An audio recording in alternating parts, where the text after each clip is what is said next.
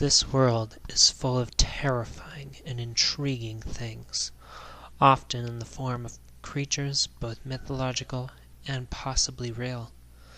It is a fun endeavor to study these strange creatures, and I'm here to help you find information about them. Today I shall share a short summary of my studies of a beast known as the Aswang.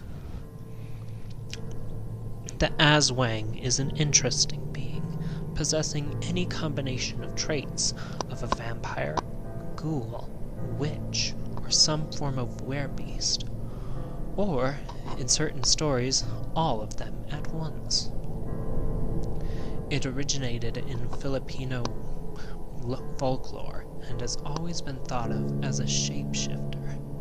It is a popular and well-feared myth in the Philippines, even though it has many different names depending on who you ask, that are extremely silly sounding to us English speakers.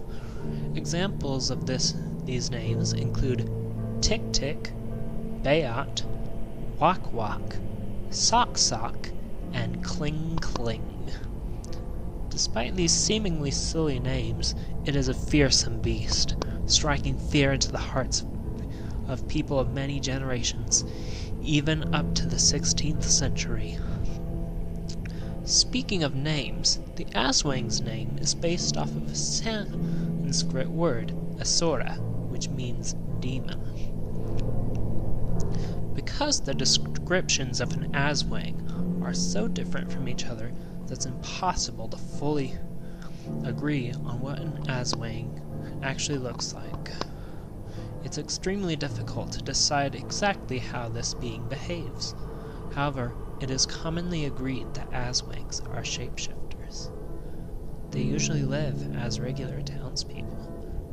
These townspeople are typically shy and quiet. They can talk to you like a normal person. They don't act suspicious or aggressive, and can actually be befriended. But that's only in daylight. At night, it's a completely different story. At night, Aswangs will turn into certain animals, such as bats, crows, black cats, wild boars, or most commonly, a big black dog. In these forms, they will eat young children and unborn fetuses. Their favorite part of their victims are their livers and hearts. In some stories, they have mouths like mosquitoes that suck the fetus out of the mother's womb while she sleeps. Sometimes, after they have eaten their victims, Aswangs will create a doppelganger of their victim using plant materials, such as tree trunks. Then they take these doppelgangers back to the victims' houses, where they get deadly diseases and die shortly afterwards. Perfect way to cover up your kill, eh?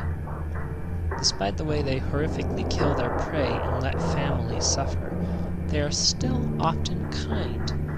Aswangs act just as a human would in daylight. While out in the sun, they make friends with their neighbors. Aswangs never harm their friends and choose to go to places where they don't have friends when they hunt. It actually makes them seem less heartless. However, there's also a practical reason to this behavior. If they were to hunt in their town, they would be more likely to be suspected of being an Aswang. While so far it seems as if the only way to repel death by Aswang is to make friends with the creature, there are many ways to repel or kill them. They are weaker in the sunlight, as they don't have their superhuman strength while in human form. They refuse to transform during the day, which means they are much easier to be defeated in daylight hours.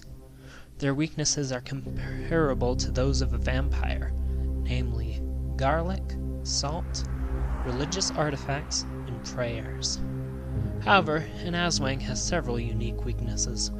One way to kill an Aswang is to whip them with a whip fashioned solely with a stingray's tail. Decapitation is another one to kill them, obvious as that may be. On top of all the weaknesses they have, they can also be repelled by native Philippine amulets and jewelry. Often, Philippine parents would give their young children and babies bracelets with red and black beads to keep the Aswangs away. But how do you identify an Aswang, you ask? The easiest way to tell if you are in the presence of an Aswang is to look directly in their eyes at the daytime.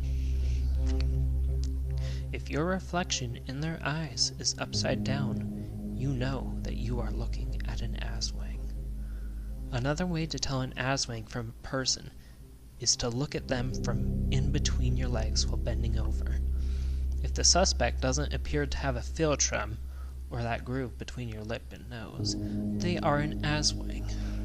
There's another problem, though.